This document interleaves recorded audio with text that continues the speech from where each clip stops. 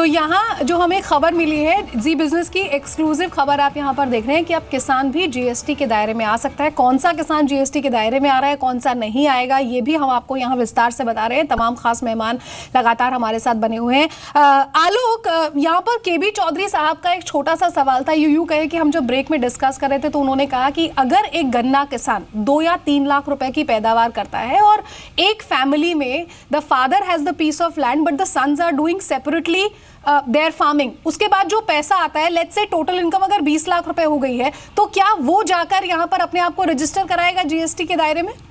बिल्कुल, देखिए थोड़ा कॉन्सेप्ट समझना होगा कि अगर कोई भी परिवार जो हिंदू अनडिवाइडेड फैमिली है वो कोई भी खेती करता है तो उसके से जो आय होगी वो पहले की तरह ही एग्जम्प्ट होगी।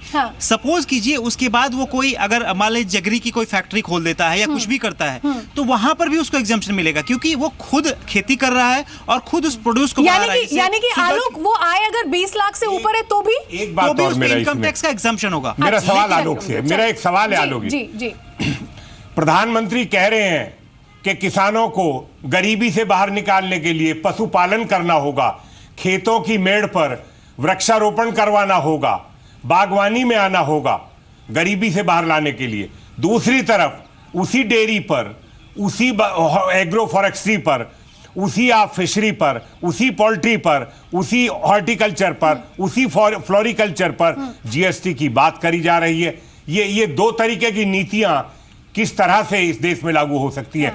क्या खेल है ये सरकार का? आलोक कुछ कहना है? बिल्कुल, मैं इसका जवाब देना चाहूंगा कि सरकार ने ये जो तमाम जितने भी जो एरिया हैं यहाँ पर इनकम टैक्स को लेकर सरकार के मन में कोई दुविधा नहीं है, जीएसटी के मन में जीएसटी काउंसिल के मन में कोई दुविधा नहीं है क्योंकि उन्होंने इस मुद्दे को बिल्कुल भी नहीं छेड़ा है। जो अगर कोई भी इनकम इन तमाम चीजों से आती है उसको इनकम टैक्स के तहत एग्जम्प्ट ही माना जाएगा। लेकिन कोई थर्ड पार्टी, सपोज कीजिए कोई आलू की चिप्स बनाने वाली कंपनी है, वो कहीं पे किसी को कॉन्ट्रैक्ट फार्मिंग के तौर पर देती है कि इतना मुझे आलू चाहिए, उसके बाद वो प्रोक्योर करती है तो उस कंपनी को टैक्स देना पड़ेगा, जीएसटी के तहत उसको रजिस्टर होना पड़ेगा, न कि वो किसान को टैक्स देना पड़ेगा। और वो जब कंपनी को टैक्स देगी तो उसको बाद में जाके उसको इनकम टैक्स रिटर्न जब दाखिल करेगा तो उसको इनपुट क्रेडिट मिलेगा, अदरवाइज उसको उस टैक्स का फायदा नहीं मिलेगा। तो यहाँ पर मेरे ख्याल से कोई कंफ्यूजन नहीं होनी चाहिए कि जो खुद खेती करता है उसको इस तरह का कोई टैक्स लगने वाला नहीं है। सरकार ने इनकम टैक्स से एग्जम्प्ट पहले की तरह रखा हुआ। आलोक, बिमल जैन जी है, समय हमारे पास कम है। बिमल जैन जी, जो हम आलोक के साथ भी ब्रेक से पहले बात कर रहे थे कि हिंदू अनडिवाइडेड फैमिली आप कैसे डिफाइन करेंगे यहाँ पर, क्योंकि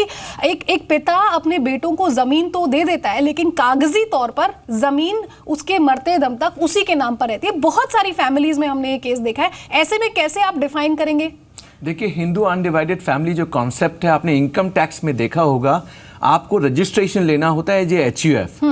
अब आपने कह दिया जो HUF है हम उनको सारी बेनिफिट जीएसटी में भी देंगे, तो पहले आप डिफाइन तो कर दीजिए जो HUF आप कहना चाह रहे हैं वो रजिस्टर्ड HUF की बात कर रहे हैं या अनरजिस्टर्ड HUF की बात कर रहे हैं। दूसरी बात जो इंपॉर्टेंटली मैं कहना चाहता हूं कि जो भी हम कह रहे हैं अभी आज की डेट में हम कह रहे हैं कि जीएसटी काउंसिल ने ये तय किया, मैं तो ये कहना चाहता हूं इनकम टैक्स में आप एग्जिम्पशन देंगे, इनडायरेक्ट टैक्स जो जीएसटी उसमें आप नहीं देंगे, तो फ्रेगमेंटेशन नहीं है। आप एक पैरेलल सिस्टम बनाइए ना जिसमें क्लैरिटी हो। अगर इनकम टैक्स में वो एग्रीकल्चर इनकम है तो वो इनडायरेक्ट टैक्स में नॉन एग्रीकल्चर इनकम कैसे बन सकती है? ठीक है, पहले ब्रॉडली हमें ये डिसाइड करना चाहिए। बिल्कुल। देवेंद्र शर्मा जी, आखिरी सवाल मेरा आपसे ही है कि अगर एक इंडिविजुअल नौकरी भी करता है और उसके बाद इसकी एग्रीकल्चर से भी किसी तरह की इनकम है, so how will he actually पे द टैक्स? क्या दोनों जो इनकम है उसको कंबाइन करके वो टैक्स पे करेगा या फिर एग्रीकल्चर पर जो इनकम है उस पर उसे छूट मिलेगी क्योंकि वो एक तरह से साइड इनकम है और उसकी जो प्राइमरी इनकम है वो उसकी जॉब से है? इसे कैसे कैलकुलेट किया जाएगा सर? ये सवाल बहुत इंपॉर्टेंट है और ये बहुत कंफ्यूजिंग भी है, बड़ी कॉम्प्लिकेशन है इसमें, और ये इसका मुझे नहीं लगता कि कहीं जवाब है या किसी इसमें जीएसटी काउंसिल में ये डिस्कस किया गया होगा। लेकिन इसके साथ मैं ये कहना चाहता हूँ जो विमल जी ने सवाल उठाया वो बहुत इंपॉर्टेंट है। वो बहुत इंपॉर्टेंट है क्योंकि हमें ये जो पैमाने बनाए जा रहे हैं कि आप इनकम टैक्स एग्जम्पशन एक जगह देते हैं और उसमें जब सर्विस की बात आती है तो उस पर आप टैक्स लगाना चाहते हैं, ये तो दोनों गलत है। मैंने तभी पहले शुरू में कहा था कि बेसिकली इट्स स्टेप 1, ये स्टेप 1 है टैक्स करने लेने के लिए। अब आगे आगे किसानों को इनकम टैक्स में यानी कि और भी क्लैरिटी की जरूरत है। बिमल जैन जल्दी से फिनिश कर दीजिए please। हाँ। देखिए, जब आपने जो क्वेश्चन पूछा कि आप सैलरी भी हैं और एग्रीकल्चर भी हैं, दोनों इनकम आपकी ऐड हो जाएंगी।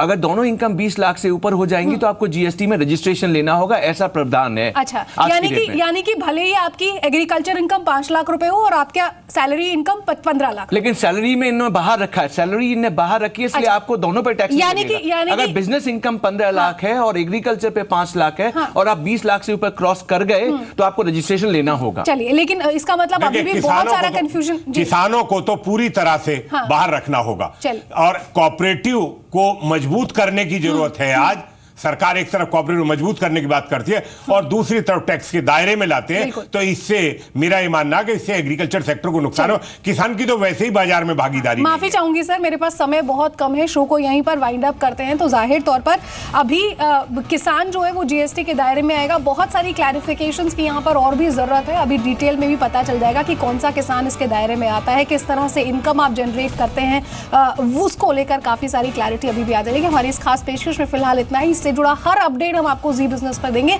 आप बने रहिए हमारे साथ। नमस्कार।